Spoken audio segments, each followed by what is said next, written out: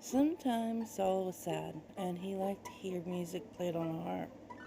Sometimes he liked to hear people sing good songs. It made him feel better. Saul knew that David could sing and play the harp.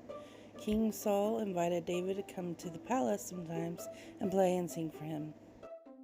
When David was at the palace, he often saw Saul's oldest son, Jonathan.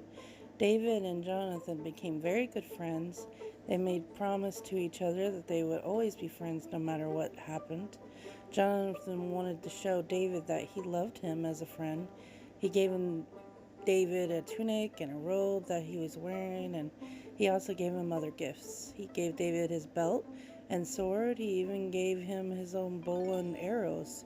It made Jonathan happy to give the gifts to his friend. Everyone seemed to like David. Everyone talked about how brave David was. The woman even sang songs about how brave Jonathan was so glad that people liked David. When good things happened to David, Jonathan was happy. But Jonathan's father, King Saul, was not happy for David. Sometimes when David played his harp for Saul, Saul started thinking about all the good things that happened to David. He started thinking that the people might like him better than their own king. Saul became very jealous. The Bible says that Saul had a jealous eye. That meant that Saul always watched David and wished for the things that David had. Saul was jealous that the people liked David. Saul was jealous that nothing liked. He was jealous that Jonathan liked David. Soon everything that Saul saw about David made him jealous. When people get jealous, sometimes it makes them do bad things. Jealousy can make us feel angry, and one day Saul got so angry that he threw a spear at David. David was able to get out of the way just in time, and David ran away.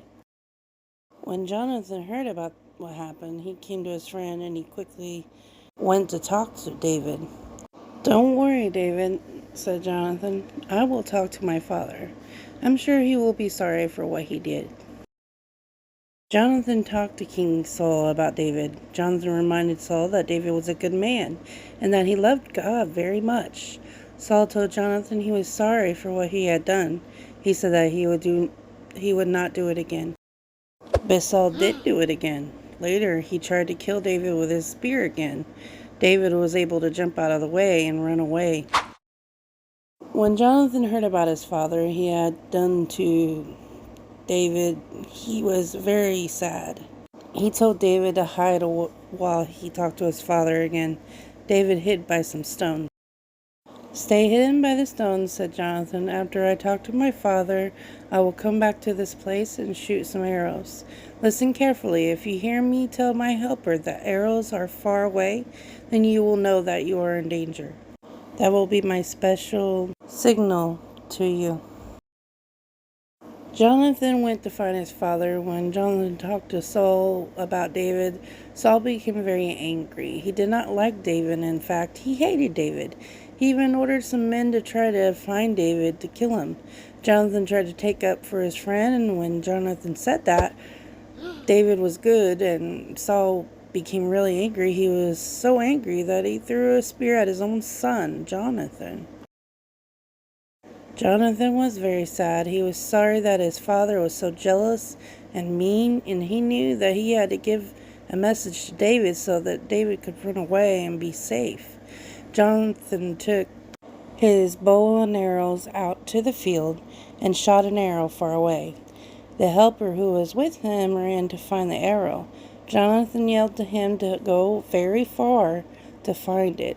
Later, when the boy had gone back to the palace, David came out of his hiding place to talk to Jonathan.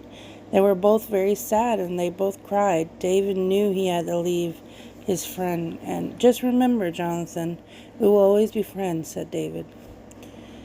"Yes, I will always remember you," answered Jonathan. David left Jonathan in the palace and he did not come back for many, many years. Saul was jealous of David for the rest of his life. David had to always move from place to place because Saul tried to chase him and hurt him. David and Jonathan never saw each other again.